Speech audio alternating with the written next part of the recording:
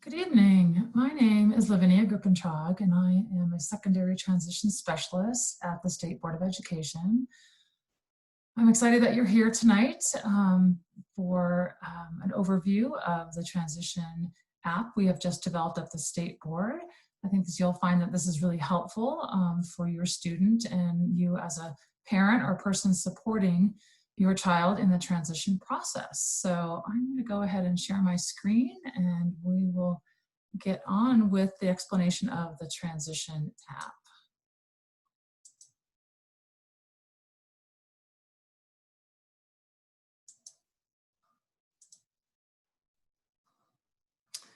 Okay, so this is our logo for the Transition Elevated app. Right now, only the web-based version is available. However, very soon it will also be available on the App Store and also on Google Play. So you might be wondering, what exactly is this transition app all about? And I will advance my screen and explain that to you. So it essentially is a guide for not only students, but also families and educators during that transition planning process. Sometimes the transition planning process can be very confusing, and so this assists families and students through that process. We find that it's going to be a really user-friendly planning tool to help students and families get prepared, become prepared for the IEP meeting, the transition IEP, and helping their student plan for the future. So what this app will do, essentially, it will ask the student and or family member that's assisting the student a series of questions, and then it will create, in the end, a draft transition plan, which will look very similar to the actual transition plan on your student's IEP, so that you will be prepared for that, for your student's IEP meeting when that time comes. And just to reiterate, it's going to be available on a tablet or a smartphone. And right now it is available on the web, and very soon you'll be able to download the app on your personal handheld devices. So what are some of the features? Well, we've built into it a FAQ, or frequently asked questions document, around the transition planning process.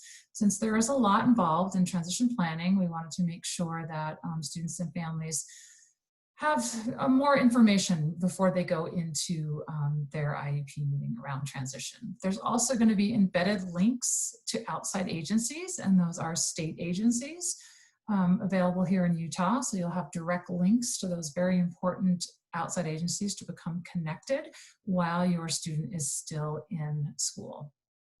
Another important feature is that it really is designed to capture the student's strengths, needs, and interest preferences around transition.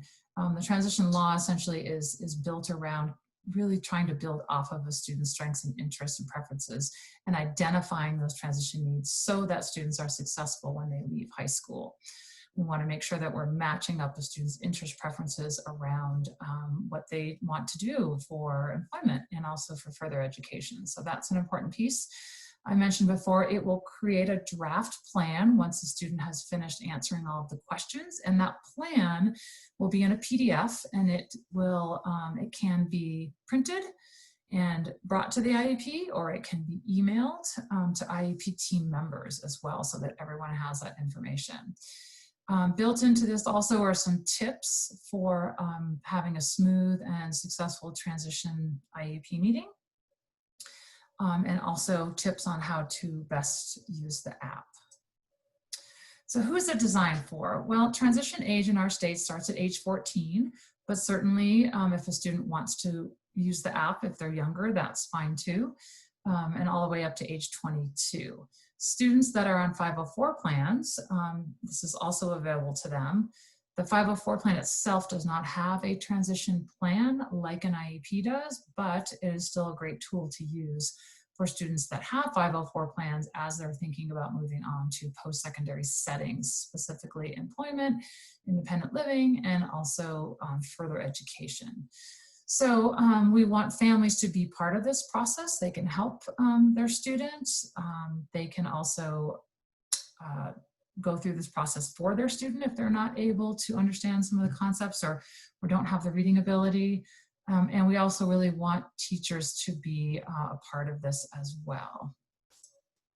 So where do you find the app? Well, if you're not familiar with our State Board of Education Special Education website, this is what it looks like, and this is the transition page. And on that transition page are a number of tabs, and you'll see here I've highlighted the transition app tab at the very end. You would click on that, and then you'll notice that right now there is just the link to the transition elevated URL. So that will bring you to the URL that is currently working. I will in the future have more information on this page, more supports, and also the link to how to download this on your personal devices. So you'll notice the top of this slide where it says Transition Elevated App, that's a live link, and that will take you straight to our website, schools.utah.gov, under special ed programs and under secondary transition.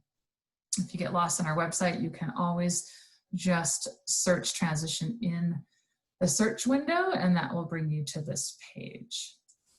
So here is what it will look like when you click on that link and it brings you to the app version, the URL version. It will look similar in the app as well. And we've tried to make this very simple so that it's user-friendly and student-friendly. Essentially, there are only 3 buttons. The first one is instructions. The second one is what the student would click to actually start the transition plan. And then that last one with the yellow arrow is the frequently asked questions document. And I'll show you what that looks like. So here, these are the questions that are answered on the frequently asked questions document. This should help you kind of navigate through that transition process. There's lots of acronyms in transition, so this will help answer some of those. And again, there's embedded links in the frequently asked questions portion of this as well. So I just wanted to provide you a kind of an example of what the questions look like that a student would be selecting. So for example, this one says, I need help with the following areas to prepare for work. So a student could self-identify what they think they might need. Maybe they need some more career interest surveys because they really are not quite sure what they're interested in doing for work. Maybe it's a very specific skill, like they don't know how to write a resume, or they don't know how to interview. A student can select one or all of these if they find that that's important, and that will then show up on their draft plan. So not all of the questions have this many items, but this is just an example. So then once the student has gone through all of the questions, it will generate a draft plan like I mentioned before. This is the first page to that draft plan, and it really essentially gives you and the student an idea of how do I use this plan now that I've made it and developed it. How do I use this at my IEP, and what does a successful transition IEP meeting look like? So the blue box here will kind of walk you through what a successful IEP looks like, how you can use the plan.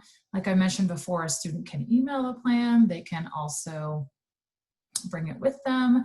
They can also copy and paste from the plan and put that into a PowerPoint presentation or Google Slides. Any way that the student feels comfortable sharing their draft plan and taking part in their IEP process, because we know that the more students take leadership and participation in their IEP, the more connected they are to their plan, and the better outcomes the student has because they are more self-determined and a better self-advocate. So this is just an example of what that draft plan looks like. It has the student's name, the grade. There's no other identifiable information. You don't have to put a last name in, no date of birth, anything like that. It will kind of give a little information about the student, their age, and then it has a section about me. And essentially these are just things that the student has put into that app around what they like to do in their free time, things that they're involved in, activities. Then it will also generate their goals for post-school. So what does a student want to do after they leave high school? Do they want to attend a college or university? Do they want to do on-the-job training? Would they like to live independently? What type of employment might they be interested in? So those are the type of questions that will generate essentially the plan. So this really mimics the student's transition plan on the IEP. It's about 4 pages long in total, and this is what the last page looks like. It talks about the courses of study, so what types of classes a student might be interested in taking that would align with those interests and preferences and their post-secondary goal.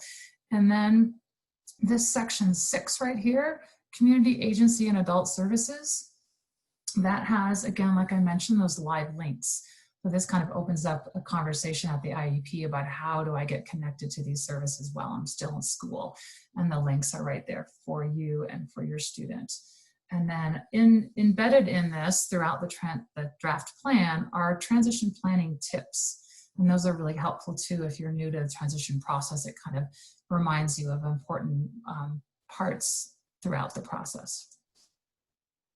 So if you have any more specific questions about the transition planning app, feel free to contact me. My email is right here, lavinia.gripentrog@schools.utah.gov. But I hope that you get a chance to look at the app and go through it with your student and develop a draft plan. Again, the student can go through the process and make a draft plan. And if they don't like it and they want to start all over again, they can just begin again and redo that plan as many times as possible. You can't save the work in the plan, so a student can do it as many times as they'd like prior to their IEP meeting and after as well, because we know students' preferences change and their interests change. So we've tried to make it simple and flexible. The whole process shouldn't take more than about 10 minutes. So again, thank you for your time, and you know how to reach me if you have questions. Thank you.